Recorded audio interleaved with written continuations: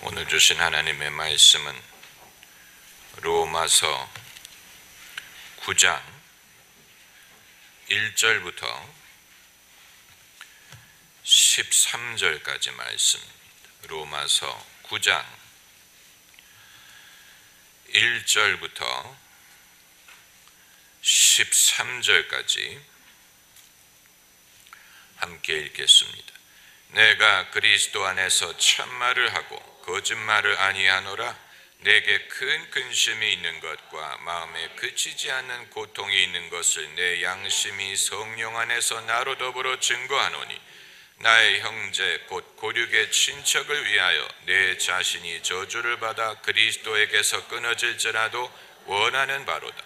저희는 이스라엘 사람이라 저희에게는 양자됨과 영광과 언약들과 율법을 세우신 것과 예배와 약속들이 있고, 조상들도 저희 것이요 육신으로 하면 그리스도가 저희에게서 나셨으니 저는 만물 위에 계셔 세세 찬양을 받으실 하나님이시니라. 아멘. 또한 하나님의 말씀이 폐해진 것 같지 않도다. 이스라엘에게서 난 그들이 다 이스라엘이 아니요 또한 아브라함의 씨가 다 그 자녀가 아니라 오직 이삭으로부터 난 자라야 하나님의 자녀가 아니라 오직 약속의 자녀가 씨로 여기심을 받느니라. 약속의 말씀은 이것이라. 명년 이때 내가 이르느니니 사라에게 아들이 있으리라 하시니라.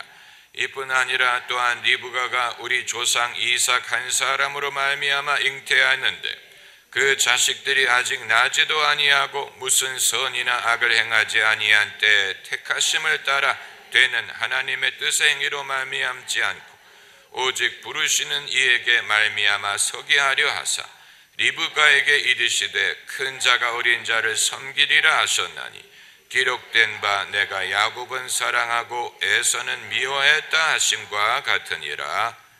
아멘. 사도 바울은 이스라엘 민족이 예수 그리스도를 믿지 않는 것에 대하여 마음에 큰 근심이 있다고 말했습니다. 마음에 그치지 않는 고통이 있다고 했습니다. 그런데 바울이 그런 고통을 느끼는 이유가 무엇인지는 단순하지 않습니다. 아마 우리가 언뜻 생각한다면 예수를 믿지 않아 지옥에 갈 것이기 때문에 근심하는 것이 아니겠느냐라고 생각하겠지만, 바울은 그런 이유 때문에 근심하는 것 같지는 않습니다. 우리가 주목해야 될 부분이 바로 여기에 있습니다. 누가 믿지 않기 때문에 근심하는 이유가 그 사람이 안 믿고 죽으면 지옥 갈까봐 라고 생각하는 게 자연스러울지 모르지만, 만약에 그것이 주된 이유라면 우리는 믿지 않는 사람들에 대해서 패닉할 수밖에 없을 것입니다. 왜냐하면 우리 주변에는 믿지 않는 사람들 천지요, 믿지 않고 죽는 사람들이 다수기 때문에 우리 주변뿐만이 아니고 복음이 들어가지 않은 나라들, 복음을 믿다가 떨어진 민족들, 그들이 그대로 죽으면 다 지옥에 갈 텐데 지옥에 가기 전에 한 사람이라도 건져야 되지 않느냐 하는 패닉 모두가 될 것입니다. 그러나 예수께서 선교와 전도를 서둘러야 되는 이유에 대하여 그런 말씀을 하신 적이 없고, 바울도 그런 이유를 댄 적이 없습니다. 다시 말하면 서둘러서 전도해라, 그러지 않으면 그들이 지옥에 갈라, 이런 식으로 예수님이 말씀하지 않았고, 사도 바울도 우리가 서둘러 어디로 선교사를 보내고 어디를 전도하자, 그러지 않으면 그들이 지옥에 갈까 염려하노라, 이런 식으로 말한 적이 없고, 오히려 사도 바울은 자기가 가려고 한 것을 성령이 막으신 경우도 있고, 사도 바울이 쉬면서 하나님의 인도를 기다린 적도 있고, 그리고 사울이 가려고 했던 것을 성령이 막으신 적도 있습니다. 그러면 성령이 바울을 막으심으로 바울의 입을 통하여 복음을 듣지 못한 사람들은 지옥에 갈 텐데, 그건 어떻게 하라는 말이고, 사도 바울이 서둘러서 일을 해도 부족할 형편인데 사도 바울이 기다리게 하심으로 복음을 듣지 못한 사람은 어떻게 된다는 얘기입니까? 믿지 않으면 지옥에 갈 테니까 서둘러서 한 사람이라도 더 빨리 더 건져야 된다고 생각한다면 예수님은 너무 늦게 오신 것입니다. 2000년 전에 오지 말고 5000년, 6000년 전에 오셔서 더 일찍 더 많은 사람들이 믿게 하셔야 될 텐데, 그러나 예수께서는 때가 찰 때를 기다려서 그때 오셨고, 오신 후에도 곧바로 당신이 말을 할 수 있을 때 그때부터 사역한 게 아니고 30세가 될 때까지 기다리셨고, 세례 요한이 옥에 갇힐 때까지 기다리셨고, 그리고 예수님이 공생애를 시작하셨어요. 만일 하루라도 빨리 더 많은 사람에게 복음을 전해서 그들이 믿음 없이 죽는 것을 방지하는 것이 목적이라면, 주님은 너무 늦게 한반도에 복음을 전하신 것입니다. 이미 1900년이 지나간 후에 19세기 말기에 겨우 복음이 선교사들을 통하여 대한민국에 들어왔는데, 그럼 그 이전에 산 사람들은 어떻게 하라는 얘기입니까? 그들이 한 사람이라도 더 복음을 믿고 지옥에 가지 않는 것이 목적이었다면 더 일찍 와도 부족한 것이고, 하나님이 왜 그렇게 오래 기다리셨느냐? 왜 우리의 때가 그렇게 늦게 올 수밖에 없었다는 말이냐? 이런 생각을 우리가 할 수밖에 없는데, 그렇기 때문에 성경은 이 문제를 단순하게 다루고 있지 않습니다. 이건 결코 단순한 문제가 아니고 하나님도 그것을 흑백 논리로 단순하게 경영하시는 것이 아니고, 사도 바울은 복음 전하는 것에 대하여 전략적으로 생각을 합니다. 전략이란 말은 전쟁을 이길 계획을 말하는 것인데, 전쟁을 할 때 전략적인 요충지가 있지요. 한국 전쟁 때 북한군이 낙동강까지 밀고 내려왔지요. 낙동강 전선이 마지막 방어선이었습니다. 만일 낙동강이 뚫렸다면 북한군은 부산까지 내려왔을 것이고, 이승만 대통령은 대마도로 피신하는 계획까지 세우고 있었습니다. 그렇기 때문에 낙동강, 영천 전선은 마지막 전략적인 보루였는데, 국군이 유엔군과 함께 그 전략 요충지를 막는 데 성공을 했고, 그래서 북한군의 진격을 막을 수가 있었고, 그동안에 메가더 장군이 인천에 상륙작전을 감행함으로 전세가 반전이 돼서 이제는 북한군이 북한으로 도망치고 국군과 유엔군이 북진을 할 수가 있었던 것입니다. 전쟁이란 적군 병사를 한 사람이라도 더 많이 죽임으로써 이기는 것이 아니고, 이처럼 전략적인 요충지를 차지함으로 전세를 승세로 몰아감으로 이기는 것입니다. 그런데 복음을 전하는 것도 같은 방법으로 역사합니다. 그래서 예루살렘에 교회를 세우게 하신 이유가 전략적인 요충지였기 때문이에요. 예수님은 갈릴리에서 사역을 하셨지만 교회는 예루살렘에서 시작하게 하셨어요. 너희가 예루살렘을 떠나지 말고 성령을 기다리라고 하셨습니다. 왜 예루살렘에서 교회를 시작하게 하셨을까? 전략적인 요충지이기 때문이에요.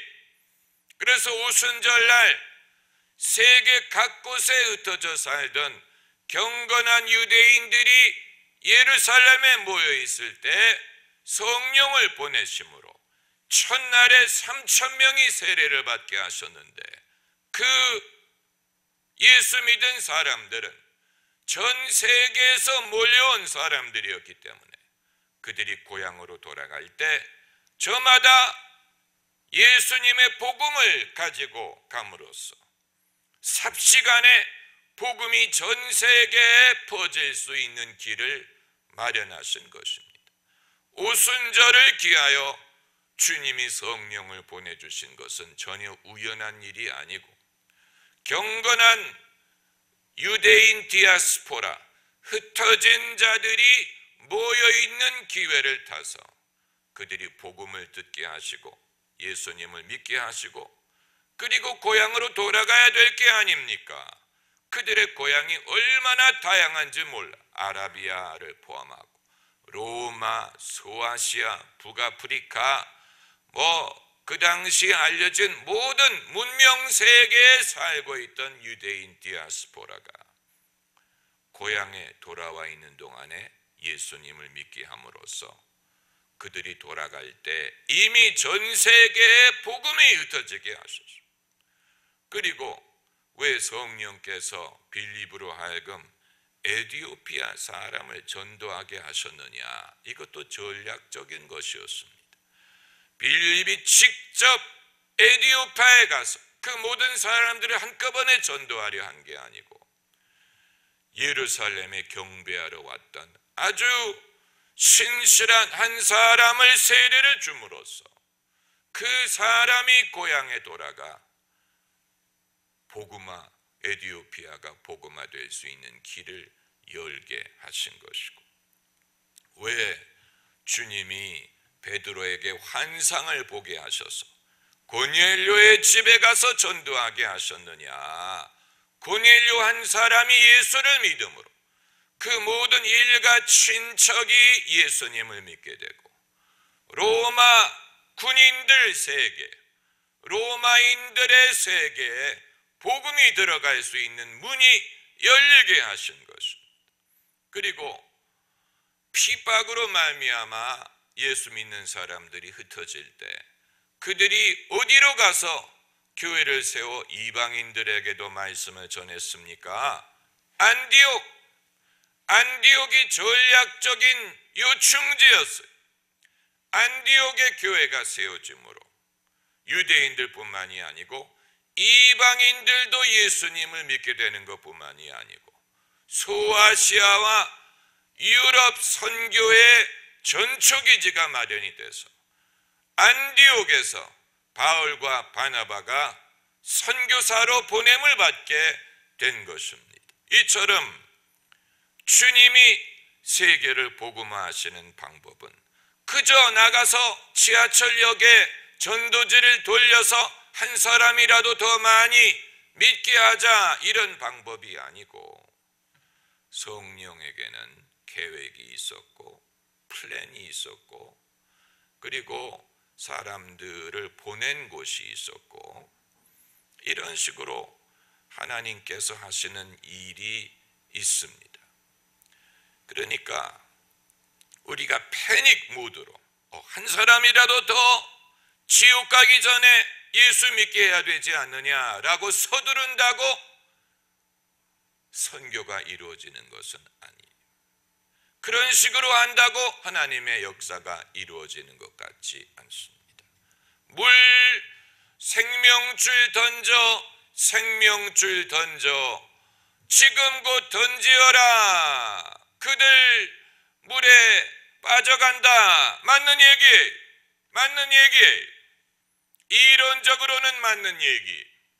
그들이 물에 빠져가기 때문에 곧 생명줄을 던져야 되는 건 맞습니다. 그러나 베드로의 경험에 의하면 밤새 고기를 잡으려고 해도 한 마리도 못 잡은 때가 있었고, 주님이 깊은 곳에 가서 그물을 내려 고기를 잡으라 하는 말씀에 의지하여 그물을 내렸더니 그물이 찢어질 정도로 많이 잡은 경험도 있습니다. 그러니까 사람이 열심히 밤새 그물질을 한다고 잡힌다는 보장이 있는 것이 아니고 주님이 지시하는 것이 있어야 된다는 얘기. 주님이 가라고 하시는 곳에 가라고 할 때에 그 말씀을 의지해서 그물을 내려야 비록 그물이 찢어질 정도로, 그러니까 많이 잡는 것도 그 사람이 감당할 수 없는 그런 일이 벌어질 수도 있다는 얘기. 많이 잡는 데는 성공을 했는데 그물이 연약해서 찢어지면 잡은 고기 중에 일부를 놓칠 것이 아닙니까? 그러니까 그물질은 잘하는데 평소에 그물을 관리를 안 할 수도 있다는 얘기. 이건 별개의 주제지만 마가복음, 누가복음을 볼 것 같으면 거기서는 주님의 지시에 따라 그물을 내렸더니 그물이 찢어질 정도로 많이 잡았다라고 했는데, 요한복음 마지막 장에 가서 보면 부활하신 후에 예수님이 비슷한 말씀을 한 번 더 하십니다. 배 오른편에 그물을 내려 고기를 잡으라. 그랬더니 잡은 고기가 많았는데 그물이 안 찢어졌다고 했어요. 이건 굉장히 상징적인 의미죠. 예수님이 베드로를 처음 만나 주셨을 때는 고기를 잡는 데 성공했지만 그물이 감당하지 못했는데, 부활하신 후에는 그물이 찢어지지 않았다. 베드로가 그만큼 성장했다는 얘기. 그러니까 잡는 것도 중요하지만 그물을 잘 간수해서 찢어지지 않는 것도 중요합니다. 제가 열심히 설교를 해서 고기를 잡아도 성도님들의 그물이 허접해서 쉽게 찢어진다면, 쇠를 통해서 찢어지고 뭘 통해서 찢어지고, 그래서 잡은 고기를 놓친다면 얼마나 아쉽습니까? 목사님, 그건 저희 문제가 아니고 목사님 문제예요. 우리 모두의 문제예요. 베드로도 그물이 찢어질 때가 있었어요. 고기를 잡는 것도 어렵지만 잡은 고기를 다 건지는 것도 쉬운 일이 아니에요.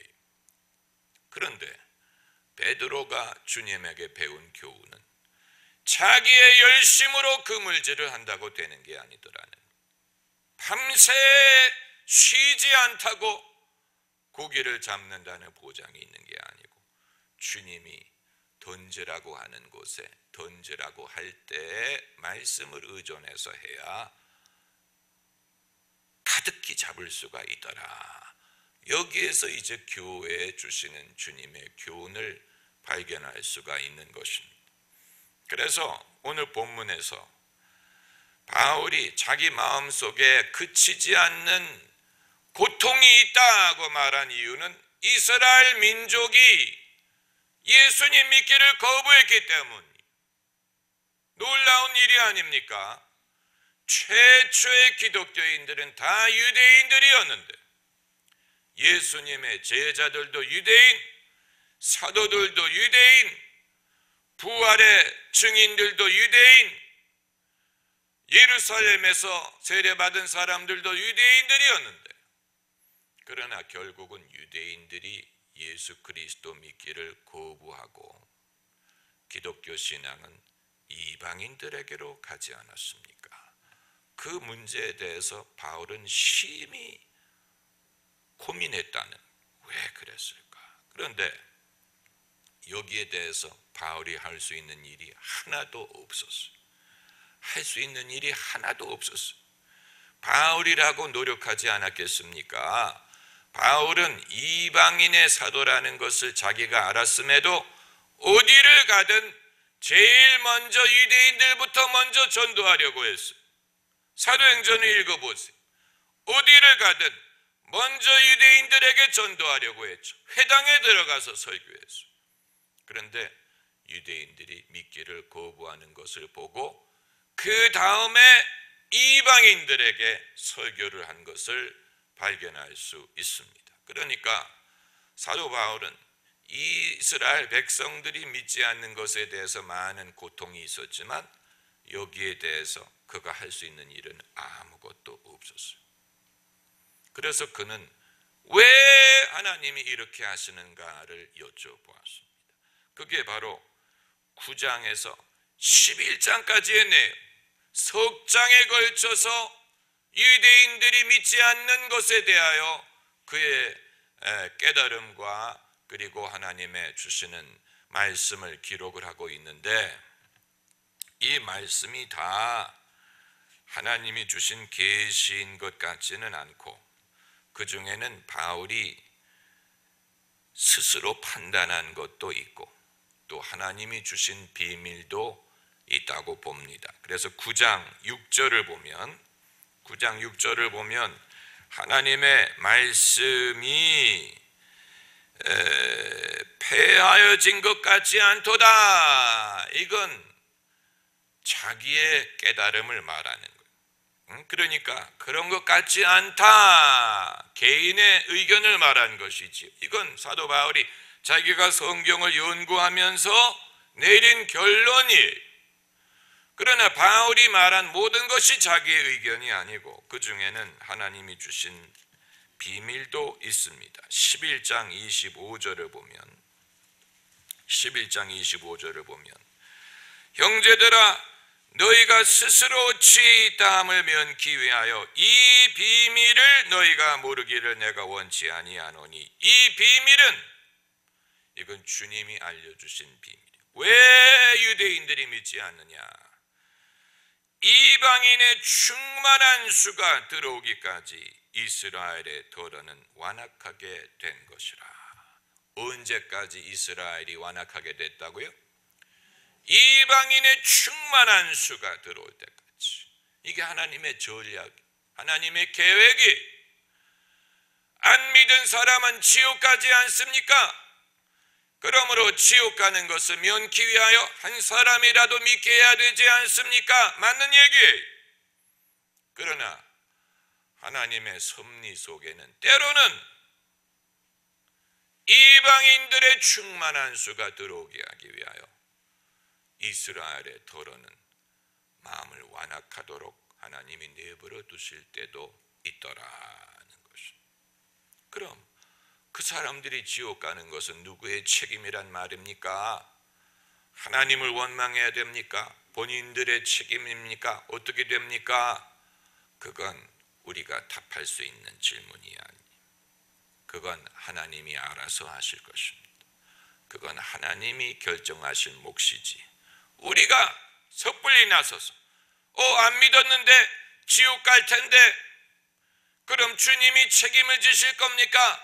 이런 식으로 따지는 것은 아무런 도움이 되지 않습니다. 우리가 천국 가는 것도 주님의 결정에 의해서, 주님의 은혜에 의해서 가는 것이기 때문에 사람이 만일 지옥에 간다고 하더라도 그것은 하나님이 정하신 것이고 하나님에 의한 것이지 우리가 이렇다 저렇다 말할 수 있는 부분이 아니고, 하나님이 우리에게 긍휼을 베푸셨다면 남들에게도 같은 긍휼을 베푸실 줄을 믿고, 하나님이 나를 사랑하셨다면 남들에게도 일정 양의 사랑을 베푸실 줄을 믿어야 되고, 내게 햇빛을 비춰주시는 것처럼 남들에게도 햇빛을 비춰주실 것이다.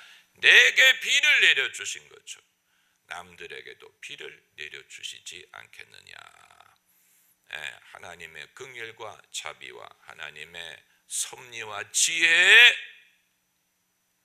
믿지 않는 사람들의 영혼을 맡겨야 되는 것입니다. 할렐루야. 기도하십시다.